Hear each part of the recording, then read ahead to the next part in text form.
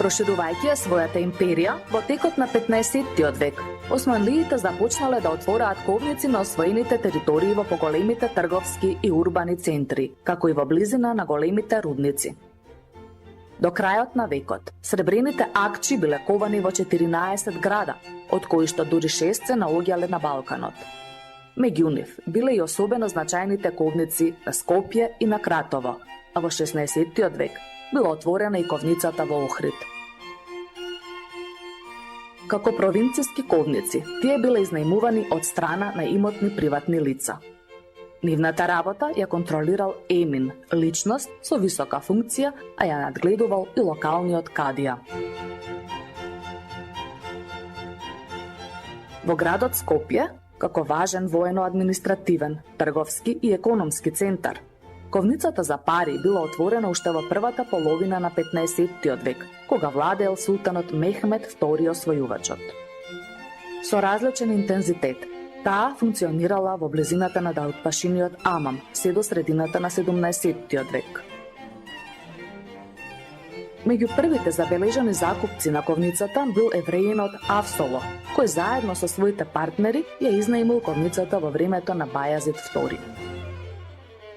Кога владеел султанот Сулејман Величанствениот, во Скопје биле ковани и златни алтани, но поради слабиот квалитет, можеби и никогаш не биле пуштени во употреба.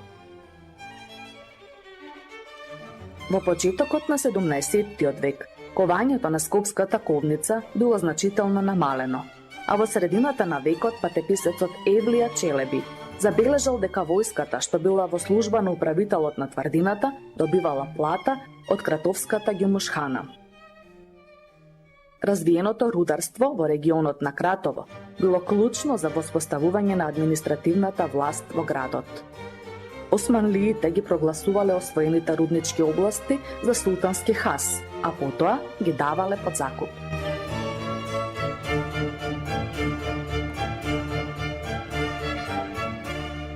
Ковницата започнала со работа во времето на султанот Бајазид II, а во времето на Сулејман Величанствениот таа прераснала во најпродуктивна ковница во царството, кога започнала да издава и златни алтани. Сушност, Кратовската и Скопската ковница одиграле значајна улога во обезбедувањето монети за балканските провинции, но и за подалечните области, како што биле Трансилванија и Молдавија. Во времето на султанот Селим II започнала со работа и Охридската ковница, а нејзината активност се засилила во почетокот на 17-тиот век, веројатно како резултат на зголеменото трговско значење на градот.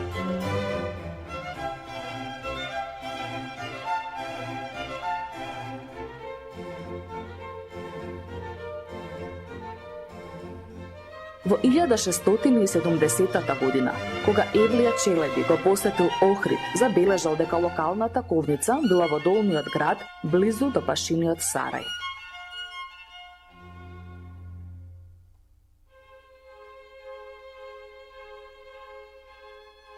Охридската ковница, како и Скопската и Кратовската, била затворена во 1640 година со реформата на султанот Ибрахим, кога биле затворени и поголемиот број ковници во империјата. Останале само оние во Истанбул, Каиро и Багдад, кои што сега целосно ја снабдувале со пари големата територија на царството, а со тоа и Отоманската Македонија.